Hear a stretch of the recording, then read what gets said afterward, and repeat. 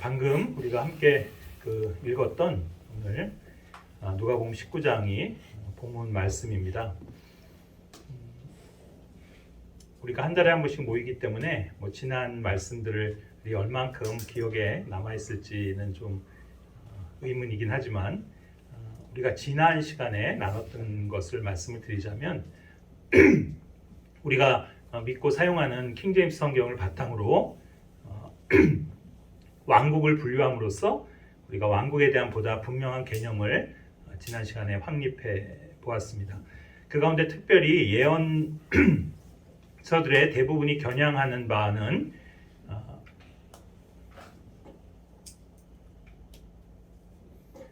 우리가 살고 있는 이 지구상에 앞으로 건설될 예수 그리스도의 왕국이라는 사실에 대해 알았습니다. 그것은 그리스도께서 직접 왕으로 통치하시는 정부며 정권으로서 천년간 이어질 왕국입니다. 그래서 우리 그리스도인에게 약속된 보상은 그 왕국과 관련이 있음에 대해서도 알게 되었습니다. 다시 요약하자면 구원받은 이후에 그리스도인이 실질적으로 믿고 바라야 하는 보상의 실체는 부활한 몸으로 그리스도의 왕국에 들어가 예수님과 함께 통치하며 영광을 얻는 것이란 사실입니다. 그래서 천년 왕국 안에서 받을 보상에 대한 가르침으로서 우리가 반드시 공부해야 하는 그러한 구절이 있다면 바로 오늘 지금 함께 생각해 보려고 하는 누가복음 19장의 이 파운드의 비유입니다.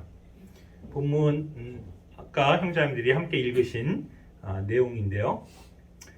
이게 흔히 다른 역본들에선 문화의 비유로 불려지는 그 예수님의 가르침입니다. 그런데 오늘 이 비유의 제목을 설정하는 데서부터 꼭 짚고 넘어가고 싶은 점이 있습니다. 헬라어 성경을 번역한 모든 역본들은 그리스의 화폐 단위인 문화 또 미나라고도 하는 그 용어를 그대로 가져다 썼습니다. 방금 읽으신 성경에서도 다 문화로 돼 있어서 형제자매들이 그렇게 읽으셨습니다. 우리가 예전에 성경 문제에 대해서 무지할 때 사용했던 소위 대한민국 교회들이 사용하는 그 한글 개역 성경, 요즘은 또 개역 개정판이 나왔죠.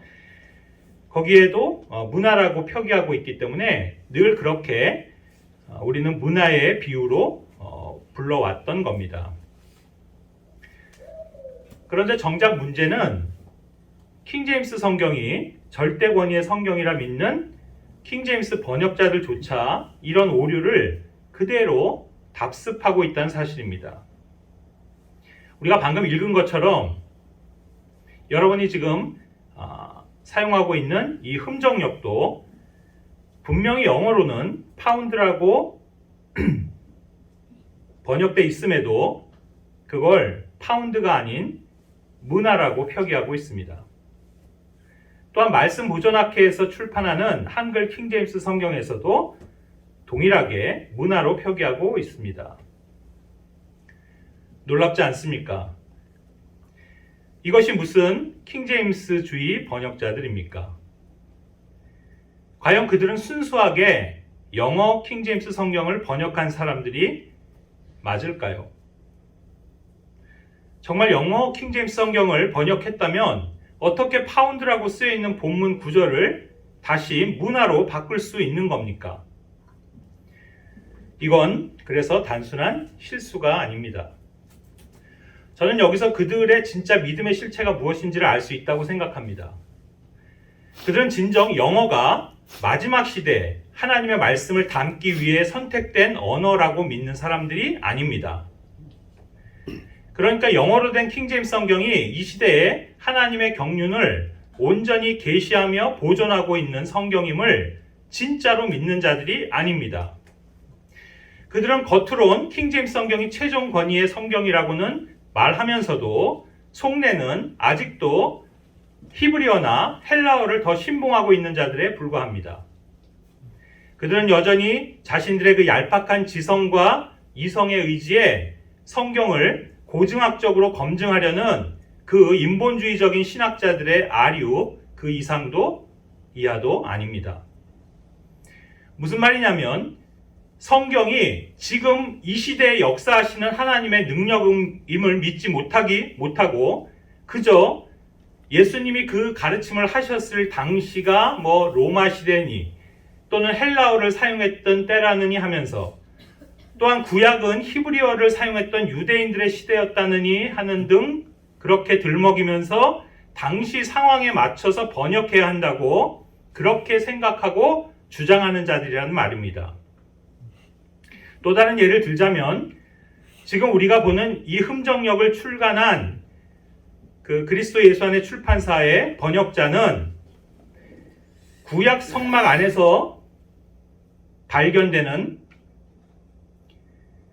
캔들스틱을 번역하면서도 그때에는 양초가 없던 시절이므로 촛대라고 번역해서는 안 된다고 하면서 개역 성경을 따라 등잔대로 번역을 한 겁니다. 저는 이런 것이 진정한 킹제임스주의자가 아님을 증명하는 거라고 생각합니다. 아니, 성령님께서 킹제임스 성경을 영어로 기록하면서 그 옛날엔 촛대가 없었다는 걸 모르셔서 그런 실수를 하셨다는 겁니까? 우리는 구약의 성막 안을 밝히고 있던 그것이 촛불이었는지 등잔불이었는지를 밝혀내는데 시간을 낭비할 필요가 없습니다. 하나님께서 이 시대 우리에게 주신 최종 성경에서 캔들스틱, 촛대라는 단어를 선택하셨다면 촛대의 모습 그대로를 머릿속에 그리며 받아들여도 전혀 문제가 되지 않는다는 겁니다. 그것이 영어를 표준 언어로 사용하는 마지막 세대를 내다보고 주신 하나님의 향상된 계시입니다. 오늘 본문에서도 그와 비슷한 예를 발견하시게 될 텐데 오늘날 은행이라는 개념의 이 뱅크라는 단어가 23절에 등장합니다. 킹제임스 성경은 마태복음 25장에 소위 탈란트의 비유라는 그곳에서 환전상으로 표현된 말을 이곳 누가복음의 파운드 비유에서는 뱅크, 은행이라는 현대 영어 단어로 바꾸었습니다.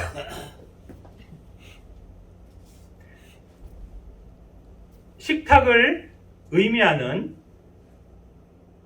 트라페자라는 헬라어 단어를 영어 킹제임스는 은행으로 번역한 것입니다. 어떤 사람들은 예수님 당시에 은행이 있지도 않았는데 이 비유에서 은행이라고 표현하는 것이 넌센스라고 말할지 모르겠지만 성경이 그 표기를 통해 그것이 어느 시대에 적용되는 것인지를 직접적으로 나타내주고 있음에도 불구하고 오히려 그걸 이해하지 못하는 그 사람들의 불신이야말로 더 넌센스라고 생각합니다. 물론 당연히 킹제임스 성경이 기록된 1611년엔 오늘날과 같은 은행은 존재하지 않았던 게 사실입니다. 하지만 은행과 같은 역할하는 환전상도 있었고 금을 보관해주던 금 세공업자들도 있었기 때문에 마태복음 25장의 탈란트의 비유에서처럼 똑같이 환전상으로 표현하실 수도 있었던 겁니다. 그럼에도 여기 누가복음 19장에서는 이 뱅크, 은행이라는 이 단어로 대체하심으로써 이미 성령님께서는 성경을 기록하시면서 영어 킹제임스 시대엔 은행이 보편적으로 사용될 것을 미리 아셨다는 사실입니다. 즉 누가복음의 이 파운드의 비유는 은행이 존재하는 시대의 교회 성도들을 대상으로 하는 반면 마태복음 25장의 탈란트의 비유가 적용되는 유대인들은 환란 시대를 거칠 사람들로 그때 가서는 설령 은행이 있더라도 은행 거래를 할 수 없는 환란 성도들에게 적용되는 말씀임을 암시하고 있는 것입니다. 요한계시록 13장 16, 17절에 이제 그 환란 시대에는 적그리스도의 표를 받지 않는 자들은 일체 상거래를 할 수 없음을 우리는 알고 있습니다. 당연히 은행 거래를 할 수 없을 것입니다. 이런 맥락에서 오늘 본문 내용은 정확히 말해 그대로 파운드의 비유라고 말해야지 문화의 비유가 아니며, 그래서 거기 문화라고 표기된 모든 구절을 우리는 영어에서처럼 파운드로 바꿔서 읽어야 합니다. 사실 파운드라는 단어도 마태복음 25장의 탈란트라는 그 단어와 같이 원래는 금속의 무게를 표시하는 단위였지만 금과 은의 무게를 기준으로 하여 화폐의 개념으로 발전된 말입니다. 그런데 탈란트는 고대, 그러니까 히브리, 그리스, 로마 그 시대의 단위로 오늘날은 더 이상 이 단위를 사용하지 않습니다. 직설적으로 말해 교회 시대에는 사용되는 단위가 아니라는 말입니다. 하지만 파운드는 아시는 바대로 여전히 사용되고 있는 이 교회 시대의 단위입니다. 이것이야말로 어쩌면 킹제임스 성경만이 갖는 또 하나의 진전된 계시일 것입니다. 원래 고대에서 사용되던 단위들인 탈란트나 문화를 누가복음에서는 영어 단어인 파운드로 바꿔놓은 이유는 바로 이 비유가 적용되는 대상에 대한 직접적인 힌트인 겁니다. 파운드는 놀랍게도 영어 킹제임스 성경을 번역한 영국이란 나라의 화폐인 것을 모두가 아실 겁니다. 그리고 지금도 파운드화는 영국을 중심으로 사용되고 있고 세계 4대 중요 기축 통화인 것도 아실 겁니다. 과연 이것이 우연일까요? 즉 예수님의 가르침을 오늘날 영국 화폐가 아닌 파운드로 표기했다는 것은 이 시대를 살아가는 우리 그리스도인들을 겨냥한 것이라는 증거입니다. 알고 계신 대로 유럽 본토가 EU라는 연합체로 통일되었고 화폐도 유로화라는 화폐로 단일화되었습니다. 영국도 처음에는 EU 회원국이었지만 2016년도에 브렉시트를 결정하고 바로 2년 전 2020년 1월 31일에 47년 만에 그 유럽 경제 공동체를 탈퇴했습니다. 그런데 영국은 EU에 가입되어 있을 때나 탈퇴한 지금이나 한 번도 파운드라는 화폐를 폐기한 적이 없습니다. 만약 그때 다른 유럽 국가들처럼 영국이 유로화로 화폐를 바꿨다면 이미 그 전에 교회는 휴거되었을 거라는 것이 저의 개인적인 믿음입니다. 그러므로 우리 교회는 휴거되기 전까진 영국이 사용하는 이 파운드라는 화폐를 계속 보게 될 거라는 뜻입니다. 이는 성령님의 명백한 의도입니다. 왜냐하면 킹제임스 성경은 BC 천년경인 솔로몬 왕 시대를 기록하면서도 만에 대신 파운드라는 단어를 사용하고 있기 때문입니다. 에스겔서 45장 12절에 의하면 1만에는 60세겔입니다. 그런데 솔로몬이 만든 금 방패는 방패당 금 300세겔이 들었다고 역대하에서 설명하고 있는데 그 구절을 동일하게 열왕기상에서 다시 언급할 때는 3파운드로 표기하십니다. 그런데 여기서도 성경 번역본들은 똑같은 실수를 반복하고 있는데 바로 킹제임스 성경이 파운드라고 한 걸 또다시 만회로 바꾼 겁니다. 그런데 흥미로운 건 성령님께서는 이 교회 시대가 끝나고 이 지상에 전개될 환란 시대를 겨냥해서는 현대의 무게 단위로 사용되지 않는 고대 히브리의 단위인 탈란트로 다시 그 무게를 표기하고 계심을 발견하게 됩니다.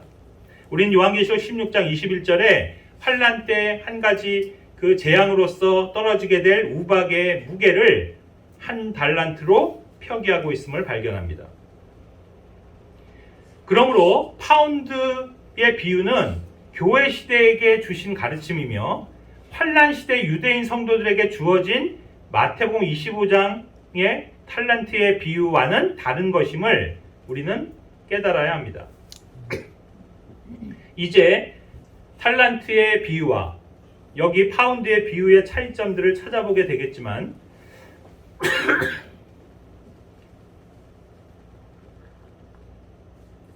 아마 시간 관계상 오늘 1시간으로 이것을 다 말씀드리기는 어렵겠지만 뭐 하는 데까지 할 겁니다. 분명한 것은 우리가 보상받는 삶에 대해 관심을 갖는다면 오늘 이곳 누가복음 19장의 파운드의 비유를 반드시 공부하고 믿어야 한다는 점입니다. 특별히 앞서 말씀드린 대로 이 비유와 곧잘 혼동하는 그 마태복음 25장의 달란트의 비유와 구분할 필요가 있습니다. 그런데 이 두 비유가 각기 제시하는 의미나 그 대상이 완전히 다르다는 사실은 바로 예수님의 예루살렘으로 향하는 그 행로의 시점을 통해서도 확연히 구별할 수 있습니다. 아까 우리가 12절부터 읽었죠? 바로 그 가르침을 주신 12절 상황을 그것이 언제 주어진 것인지를 11절이 지금 설명하고 있습니다. 11절을 다 같이 한번 소리 맞춰서 읽어볼까요? 그들이 이것들을 들을 때에 그분께서 비유를 더하여 말씀하셨으니 이는 그분께서 예루살렘에 가까이 오셨고 그들은 하나님의 왕국이 즉시 나타날 줄로 생각하였기 때문이더라. 네, 지금 11절은 그 배경이 예수님께서 막 예루살렘으로 들어가시기 위해 가까이 접근하셨을 시점인 걸 알 수 있습니다. 그리고 사람들은 곧 하나님의 왕국이 시작될 거라고 생각하고 있었습니다. 그들의 예상이 맞던 틀리던 분명한 건 예수님께서는 왕으로서 예루살렘에 입성하시는 것이며 그것은 곧 그분의 왕국의 시작을 알리는 사건임에는 틀림이 없다는 사실입니다. 그래서 이 왕국의 시작을 상징적으로 알리는 시점에 앞서 어떤 종들의 행위에 대한 심판을 비유하시는 말씀을 하신다는 점에서 큰 의미가 있습니다. 반면 마태복음 25장의 그 탈란트의 비유는 예수님께서 왕으로 예루살렘에 입성하시는 상징적인 그 사건 이후에 주신 가르침입니다. 다시 말해 그 비유는 예루살렘에 들어가셔서 그곳에서 예루살렘의 파괴와 대환란이 속한 마지막 날들에 관해서 가르치신 마태복음 24장 직후에 제시하신 비유인 겁니다.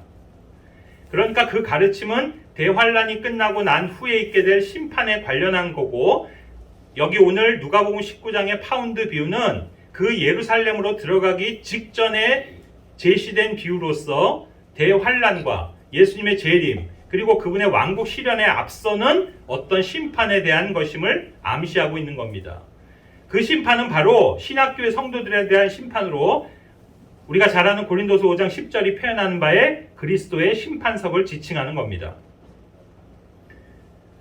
그러므로 여기 누가복음 19장의 파운드의 비유는 명백히 예수님의 재림에 앞서 하늘에서 그분의 신부인 교회를 심판하시는 것에 대한 겁니다. 반면에 마태복음 25장 그 탈란트의 비유는 대환란을 견디고 이겨내서 구원받는 유대인 환란 성도들에 관한 심판입니다. 그래서 이 누가복음 19장의 파운드의 비유야말로 현재를 살아가는 우리 신약 그리스도인들이 반드시 배우고 알아야 하는 가르침이라고 말씀드린 이유입니다. 오늘 본문은 거기서도 밝히고 있듯이 하나님의 왕국에 대한 비유입니다. 반면 마태복음 25장 달란트의 비유는 하늘의 왕국은 마치라는 말로 시작하므로 말 그대로 하늘의 왕국에 대한 비유입니다. 이제 오늘 본문 그 말씀 중에 12절을 보겠습니다. 그러므로 그분께서 이르시되 어떤 귀인이 자기를 위해 왕권을 받은 뒤에 돌아오려고 먼 나라로 갈 때, 지금 우리가 사용하는 그 성경의 번역입니다. 하지만 거기서도 킹덤을 왕권으로 번역을 해놨지만 이것도 직접적으로 그대로 번역을 하자면 왕국을 받은 뒤에 돌아오는 것입니다. 그리스도의 왕국은 곧 천년왕국을 뜻하며 그래서 왕국을 받아서 돌아온다는 것은 전천년주의를 설명합니다. 다음 구절 13절은 자기 종 10사람을 불러 그들에게 10파운드를 건네주며 그들에게 이르되 내가 올 때까지 관리하라 하니라. 탈란트 비유와는 다르게 여기서 부른 종들의 숫자가 10명으로 제시되고 있습니다. 아시는지 모르겠지만 이 10이라는 숫자는 이방인 숫자로서 이 종들이 유대인들이 아님을 보여줍니다. 그리고 이 보상에 관한 비유가 실제 이 왕국 안에서의 보상일 것임을 암시하십니다. 특별히 저는 오늘 이 13절 9절 안에서 여기 내가 올 때까지 관리하라, 영어로 occupy till I come 이라는 그 문장 안에서 이 occupy라는 단어에 관해 좀 묵상해 보고 싶습니다. 한글 성경은 그 단어를 지금 보시는 것처럼 관리하다라는 말로 번역하고 있습니다. 그런데 이 단어는 흔히 우리가 점거, 점령하다 또는 차지하다라는 뜻으로 알고 있는 그 단어입니다. 그리고 그 뜻에서 발전하여 사용하다라는 의미도 같습니다. 그러니까 뭔가를 차지했다면 그 목적은 사용하기 위해서라는 말입니다. 그래서 occupied, 즉 수동형으로 말하면 사용 중인이라는 뜻입니다. 많은 분들이 비행기를 타보셨겠지만 비행기를 탔을 때 그 기내 화장실을 보면 안에 사람이 있어서 문을 잠그면 바깥 표시등에 이 occupied라는 표시된 것을 아마 기억하실 겁니다. 마찬가지로 호텔 그 객실 방문 문고리에 occupied라는 표지를 걸어두면 현재 손님이 사용 중인 객실이란 사실 또한 알 수 있습니다. 그러므로 이런 의미를 발전시켜 생각을 해보면 어떤 것이 원래는 내 것이 아닌데 내가 그것을 일시적으로 차지함으로써 사용할 수 있다는 뜻이 될 수 있습니다. 물론 영어 표현 중에 이 owner occupied라는 말이 있습니다. 이것은 집주인 자신이 살고 있는 집이다. 즉 소유자가 사용 중 또는 거주 중이라는 말입니다. 하지만 이렇듯이 원주인이 차지하는 걸 오히려 이렇게 다르게 표현해야 된다는 건 그래서 그냥 occupy라고 할 땐 그게 원주인이 아닌 다른 사람이 차지하여 사용 중이라는 의미가 내포되어 있는 겁니다. 그렇다면 오늘 비유에서도 이 귀인이라고 일컬어지는 주인은 파운드를 10명의 종에게 나누어 줬을 때 그것은 소유권을 넘긴 게 아니라 일시적으로 임대한, 그러니까 빌려준 것의 개념임을 알 수 있습니다. 만약 완전히 준 거라면 그가 돌아와서 그것을 정산할 이유도 없는 것입니다. 23절은 분명하게 그 돈들의 소유권이 바로 그 귀족인 주인에게 있음을 밝히고 있습니다. 이자와 함께 내 것을 요구하지 않았겠느냐. 여기 보시면 mine, own with usury, 나 자신, 내 것이다 이렇게 표현하고 있습니다. 그러므로 종들의 입장에선 그 주인의 돈을 잠시 위탁받은 동안 그것으로 이문을 남겼어야 했다는 뜻입니다. 그런데 이 진리가 오늘날 그리스도인들에게 중요한 이유는 그리스도인들이 현재 소유하고 있는 모든 것이 자신의 소유가 아니라 실은 주님의 것이고 주님이 맡겨두신 것이라는 사실 때문입니다. 내가 가진 생명, 인생, 내 몸, 시간, 재능, 그리고 집과 돈과 자동차와 옷과 가구와 그 모든 재산들까지도 하나도 예외 없이 내 것이 아니라 그리스도의 것이며 나는 단지 그것들을 현재 빌려서 사용 중인 것뿐입니다. 그럼에도 오늘날 많은 그리스도인들은 이 사실을 망각한 채 자신들이 가진 것들이 마치 원래부터 자기 것인 양 여기며 자기 마음대로 사용하거나 또는 그것들을 아무 데에도 사용하지 않고 방치하고 있다는 겁니다. 사실이지 마치 내 것인 것처럼 나를 위해 내 마음대로 사용하는 것도 문제겠지만 또 하나의 문제는 그것을 반드시 사용해 그로 인한 이익을 내야 한다는 그 사실을 모르고 있다는 점입니다. 오늘 보는 이 occupy라는 단어 안에는 주님께서 우리 각자에게 빌려주신 것들, 그래서 현재 내가 차지하고 있는 것들은 반드시 사용되어야 한다는 그 명제가 깔려 있습니다. 아까 읽으셨지만 이 비유의 마지막에 등장하는 그 불성실한 종은 파운드를 소유하고 차지만 하고 있었지 그것을 사용해 다른 이득을 발생시키려 하지 않았습니다. 바로 그 점을 주인은 책망했고 결국에 그 주었던 파운드마저 도로 빼앗아 가버린 이유가 되었습니다. 주인이 맡겨준 것들을 잘 보관하는 것으로 그 의무를 다했다고 볼 수 없다는 뜻입니다. 오히려 보관만 하고 있는 건 엄밀한 의미에서 직무유기입니다. 이 파운드 뷰가 우리 그리스도인들에게 가르쳐주는 진리는 우리가 가지고 있는 것들은 그것이 무엇이든 간에 주님이 바라는 결과를 얻도록 사용해야 한다는 것입니다. 그 사용하는 행위를 성경은 다른 말로 일하는 것이다. work이라고 표현합니다. 그리스도의 심판석에서 불에 타버려 소멸되지 않고 남게 되는 그 금과 은과 보석 같은 재료들이 바로 우리가 보상받을 우리 각자의 일들에 대한 상징임을 고린도전서 3장 12절부터 15절은 말씀하고 있습니다.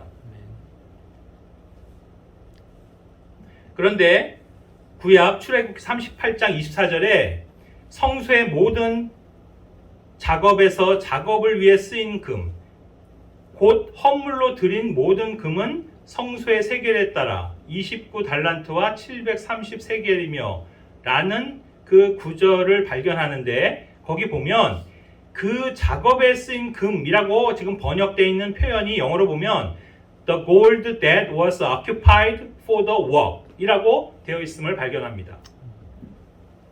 그리고 오늘 본문은 이것을 더 구체적으로 표현하고 있는데 바로 장사하다 라는 개념 표현을 쓰고 있습니다. 오늘 본문 말씀 15절에 보면 이 종들이 각각 장사해서 얼마나 벌었는지 알기 위해, 여기 보시면 영어로 by trading 이라는 말을 발견합니다. trade, 거래하다, 장사하다 라는 뜻입니다.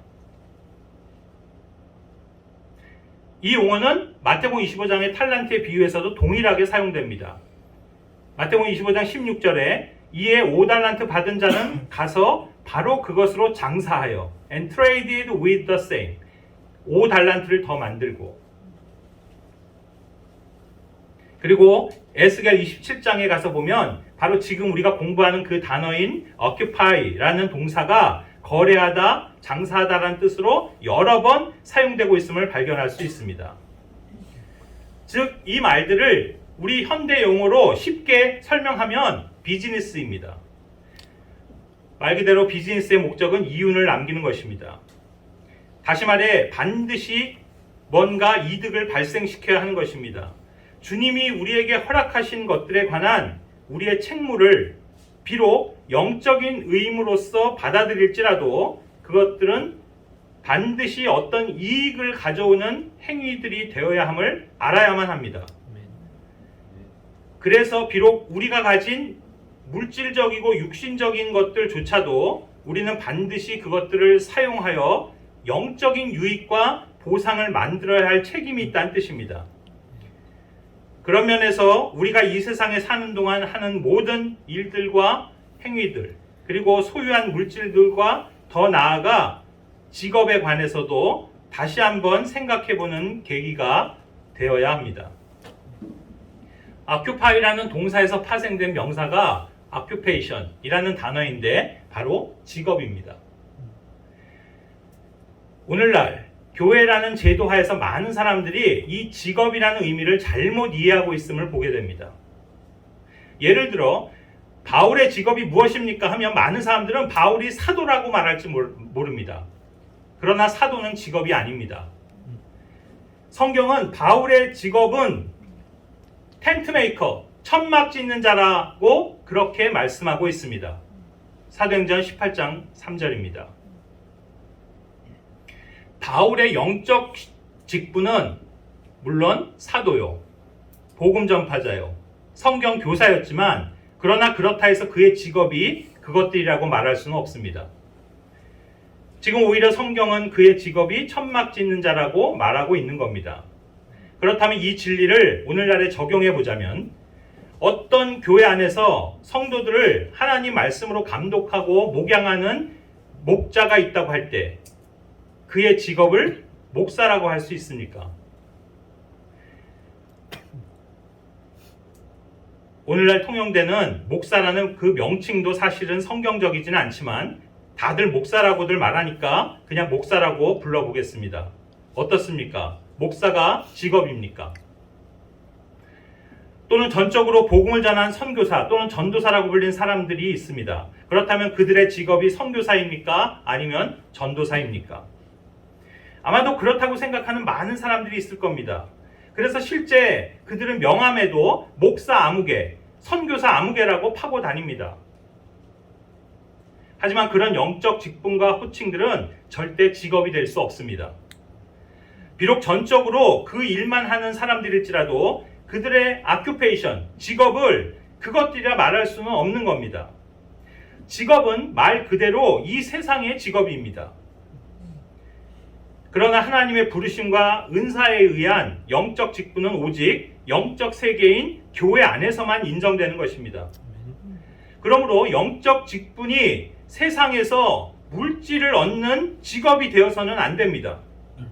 그렇기 때문에 성직자라는 말 자체가 비성경적인 겁니다.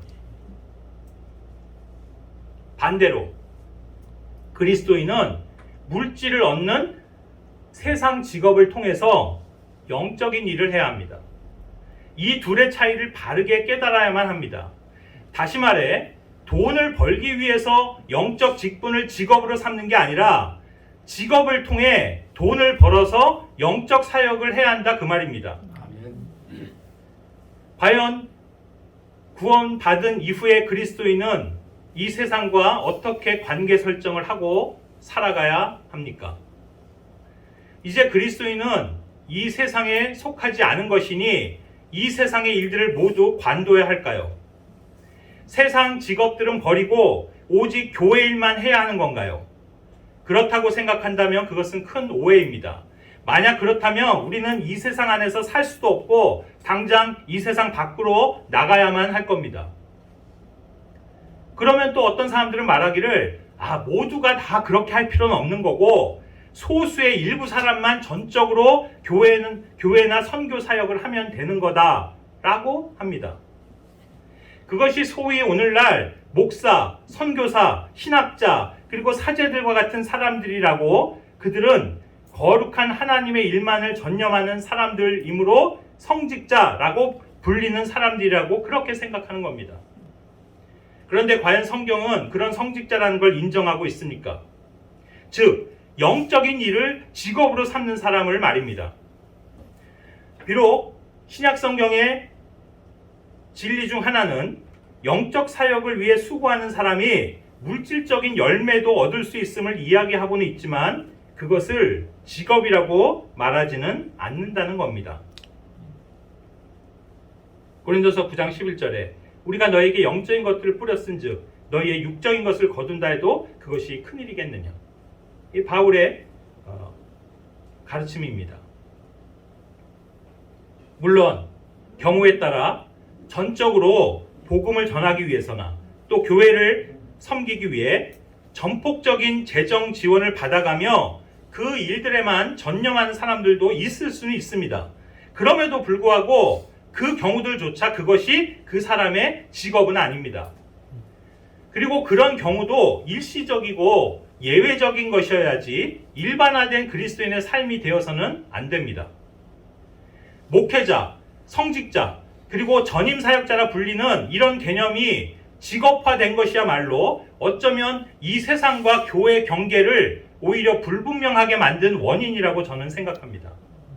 왜냐하면 세상과 교회의 구분은 영적인 능력과 성별로 말미암아야 하는 것인데 교회 안의 직분을 세속화된 직업군 안에 놓았기 때문입니다.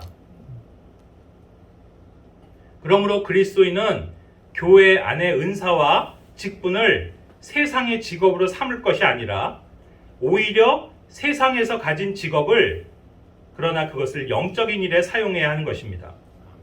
그것이 바로 앞서 살펴본 바울과 아굴라 브리스길라 부부의 예입니다. 오늘날 구원받은 많은 그리스도인들이 세상의 직업 안에서 주님의 일을 하지 않는 문제가 있습니다. 또 그런 반면에 주님의 일을 하려면 세상의 직업을 버리고 성직자로 분류되는 직분에 들어가야 한다고 생각하는 사람들도 있습니다.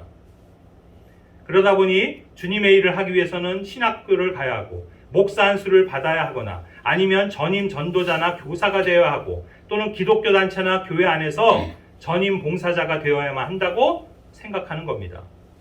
그리고 또 그렇게 되면 교회나 선교 단체로부터 일정 보수를 받습니다.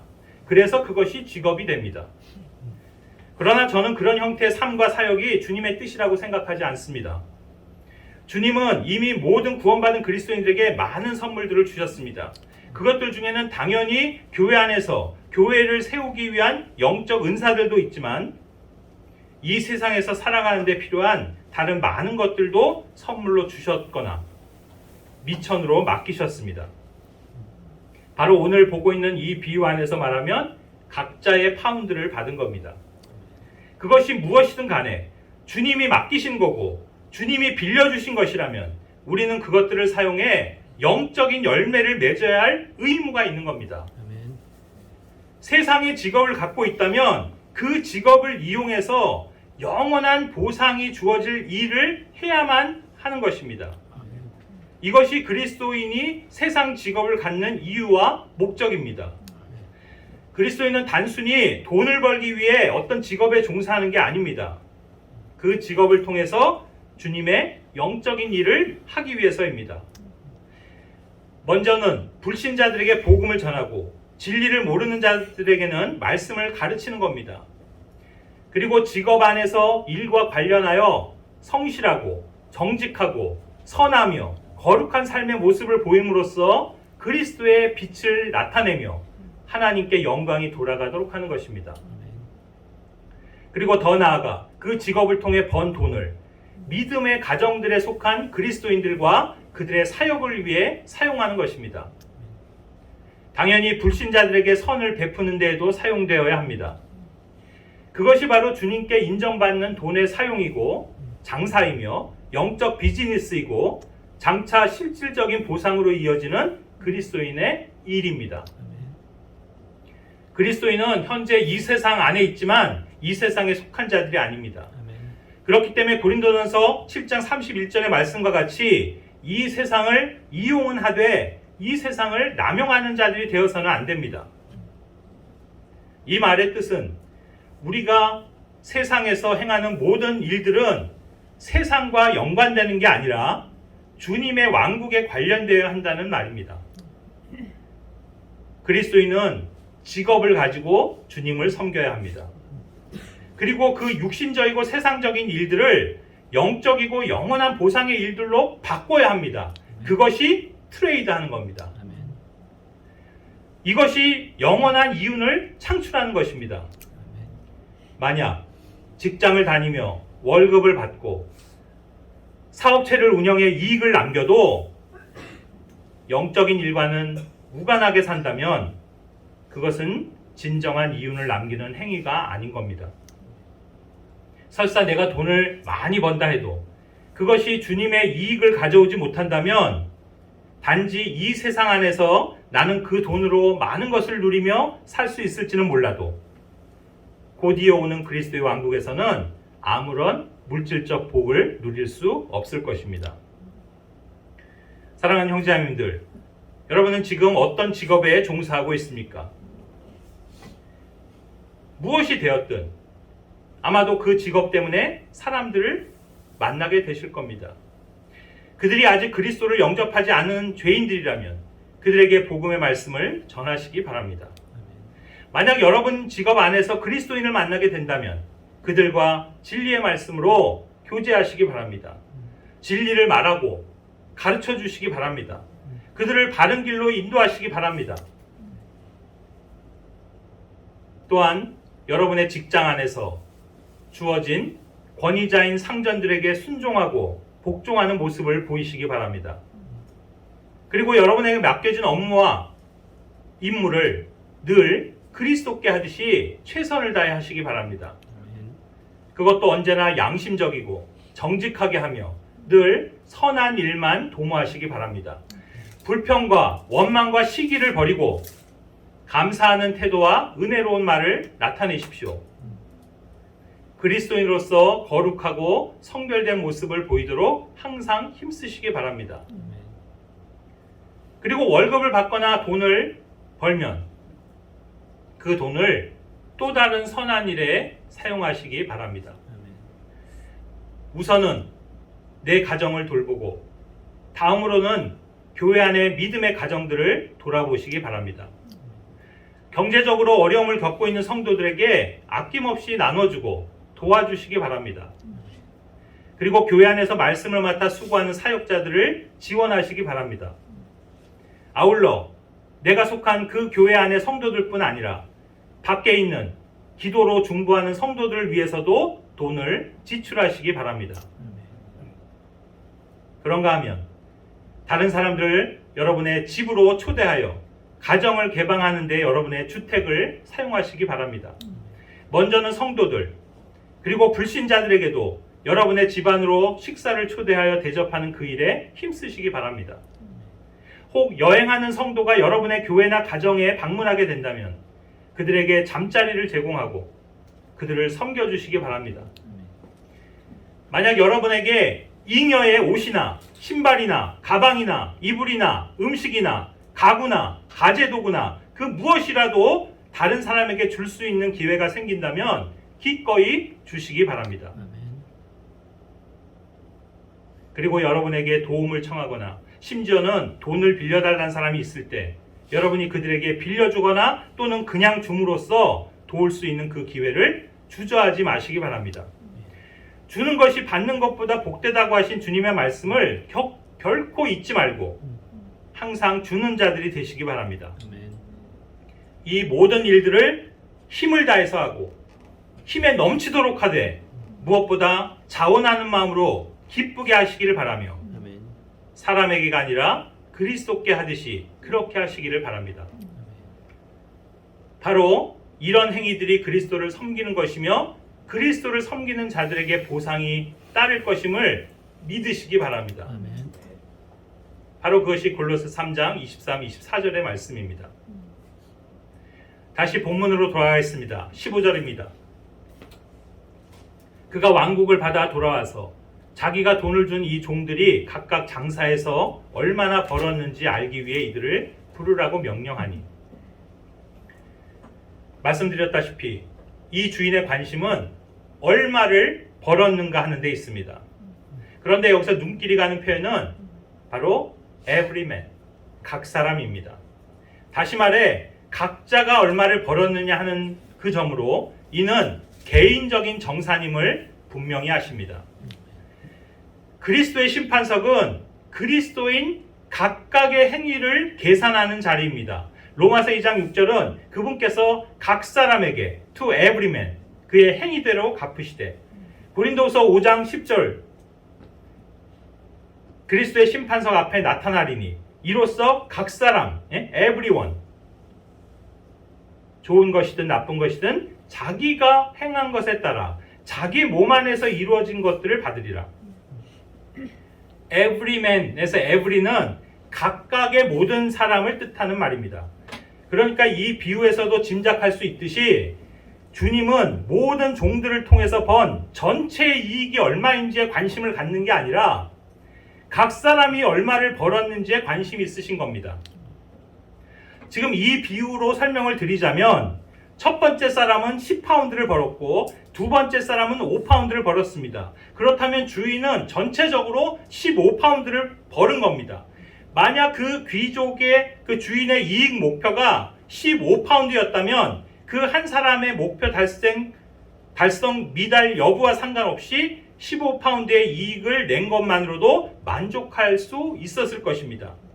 하지만 이 주인의 관심사는 모든 종들이 번 이익을 모두 합친 금액이 아니라 한 명 한 명이 낸 각각의 이익입니다. 이것은 다시 한번 우리 그리스도인들의 삶에 큰 지침이 됩니다. 그리스도의 심판과 보상은 그리스도인 각각에 대한 것이지 한 몸인 교회에 대한 것이 아니라는 겁니다. 신약 경륜하에서 그리스도의 최종 목적은 물론 한 순결한 신부, 즉 교회를 얻는 것이고 그렇기 때문에 한 몸으로서의 교회 경륜은 우리가 깨달아야 하는 너무나도 중요한 교리임엔 틀림없지만 그럼에도 불구하고 그리스도인들이 받게 될 영광의 보상은 개별적인 각자의 몫이라는 점입니다.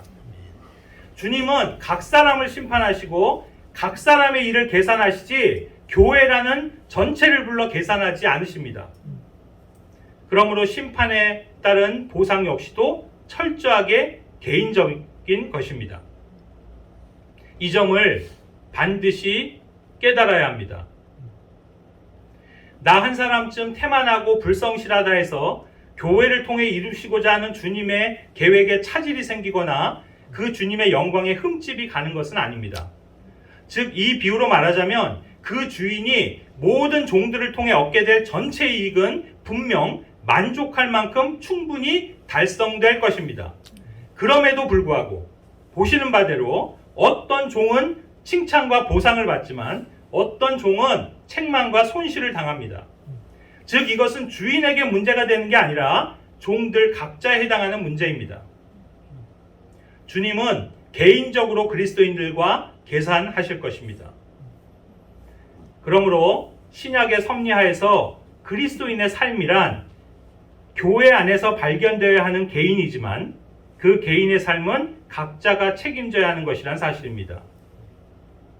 교회가 중요한 것, 그리스도인 개인이 올바른 삶을 유지할 수 있게 해주기 때문이고 또 교회를 떠나서는 안전하거나 바른 길을 갈 수 없기 때문인 것이지 그렇다 하여 교회 안에 있다는 그 사실만으로 보상과 영광이 보장되는 것은 아닙니다.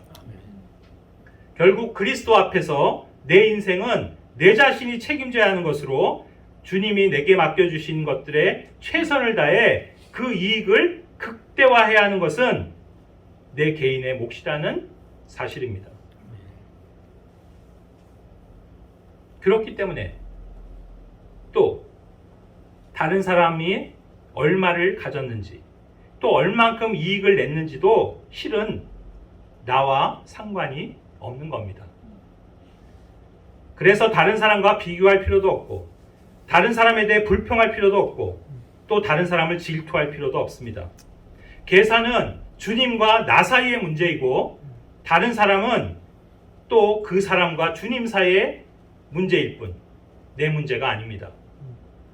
이 비유에서도 그것을 알 수도 있고 또 잘 아시겠지만 마태복음 20장에 나오는 그 포도원에 고용된 일꾼들의 비유에서도 그 점을 분명히 알 수 있는데 주인이 다른 일꾼들과 맺은 계약 조건과 내 것을 비교할 필요가 없다는 겁니다. 이 내용 다 아시죠? 어떤 사람은 짧게 일했습니다. 그리고 어떤 사람은 하루 종일 일했습니다. 그런데도 그들이 받는 보상이 똑같으니까 불평했습니다. 그때 그 주인이 뭐라고 얘기한 겁니까? 너는 내가 너와 계약한 것만 받아가면 되는 거 아니냐? 그런 말입니다. 왜 다른 사람들의 것을 가지고 이야기하느냐? 그렇지 않습니까? 옆 사람이 얼만큼 수고했든 얼마나 잘하고 못했든 또 그래서 그가 어떤 보상을 받든 그것이 나와 무슨 상관이 있습니까? 나는 그저 내게 주님이 맡기신 것에만 신실하면 되는 겁니다. 주님은 내가 행한 나의 일에 대해 평가하고 나의 공적에 대해 내게 상을 주시는 게 아니겠습니까? 거기에 다른 사람들이 무슨 개입의 소지가 있습니까? 그러므로 중요한 것은 다른 사람이 어떻게 사느냐 하는 게 아니라 내가 어떻게 사느냐 하는 그 점입니다. 많은 그리스도인들이 다른 사람들에 관해 큰 관심을 갖고 심지어 다른 사람들의 행동과 삶에 대해 흥분할 정도로 지나치게 민감한 걸 봅니다. 물론 또 다른 측면에선 우린 다른 사람에게 관심을 가져야 하고 다른 사람을 돌봐야 하며 또 다른 사람을 도와줘야 합니다. 하지만 그럼에도 불구하고 결국 최종적인 결과에 대한 책임은 각 사람 당사자가 지는 것입니다. 그래서 결국 주님이 내게 물으시는 것은 내가 얼마를 벌었느냐는 그겁니다. 그렇기 때문에 잘 아시는 사건이지만 예수님은 요한에 대해서 묻는 베드로에게 요한은 요한이고 너는 너다. 그의 인생을 내가 어떻게 인도하든 그것은 그의 문제이지 네가 관여할 문제가 아니다. 너는 그저 나를 열심히 따르면 되는 것이다 라는 취지로 그 요한복음에서 말씀하셨던 걸 다 기억하실 겁니다. 그렇습니다. 우리 모두는 각자가 주님 앞에서 고유한 부르심과 은사가 있습니다. 우리는 그것들에 신실하고 그것들에 충성하면 되는 것입니다. 이 귀인이라고 불리는 주인이 그랬듯이 주님은 우리 각자의 장부를 들고 오라고 말씀하실 것이지 다른 사람이나 우리 즉 어떤 단체명이나 교회명으로 된 장부를 갖고 오라고 하지 않을 것입니다. 그 불의한 종이 오해했고 그 주인이 밝힌 것처럼 주님은 우리 각자가 받지 않은 것을 요구하는 분이 아니십니다. 즉 우리가 갖고 있지 않아서 그것을 사용해서 이윤을 남기지 못한 부분에 대해서 책망하시는 그런 불의하고 과한 분이 아니십니다. 22절 말씀입니다. 그에게 이르되 사악한 종아 내 입에서 나오는 말로 내가 너를 심판하리니 너는 내가 맡기지 않은 걸 가져가고 뿌리지 않은 것을 거두는 그런 엄한 사람인 줄로 알았구나.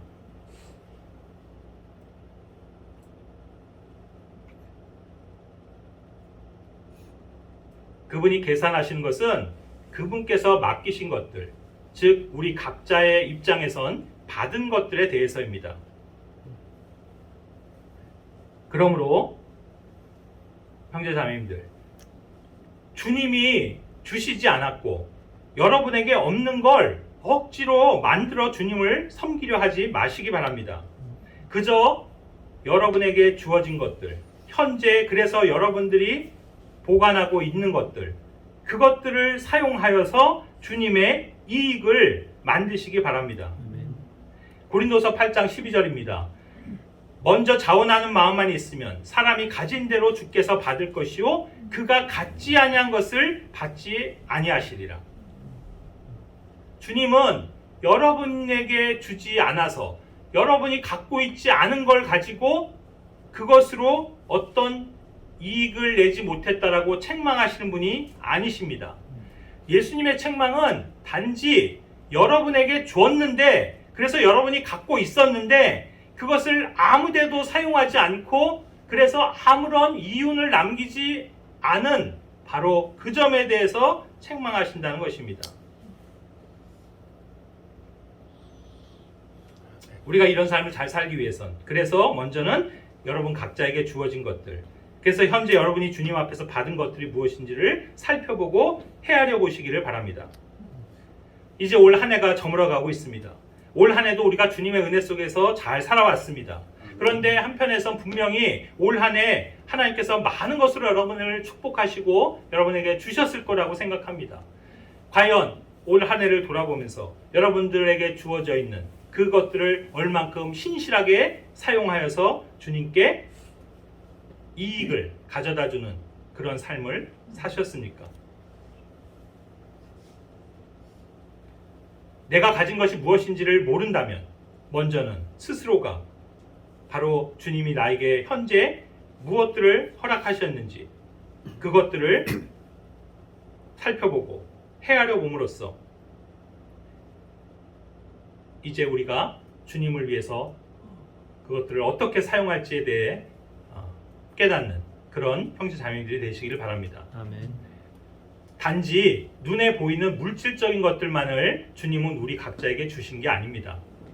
먼저는 우리 공통적으로 다 우리에게는 이 복음의 말씀, 진리의 말씀, 또 바른 교리의 말씀들을 주셨습니다.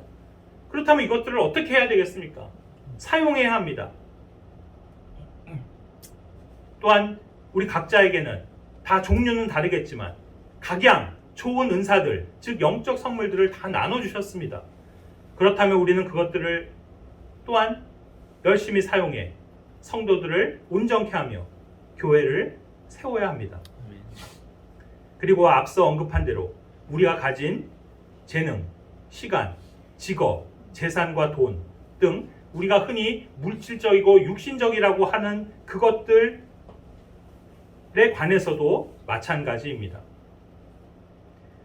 그것들이 육적이고 물질적인 것들이라고 말할 수 있는 것들이라고 해서 단순히 정말 육적이고 물질적인 게 아닙니다. 만약 그것들을 진짜로 그냥 놔두면 이 세상 안에선 물질적이고 육신적인 것으로 끝나버리지만 그것을 영적인 일과 트레이드하면, 예?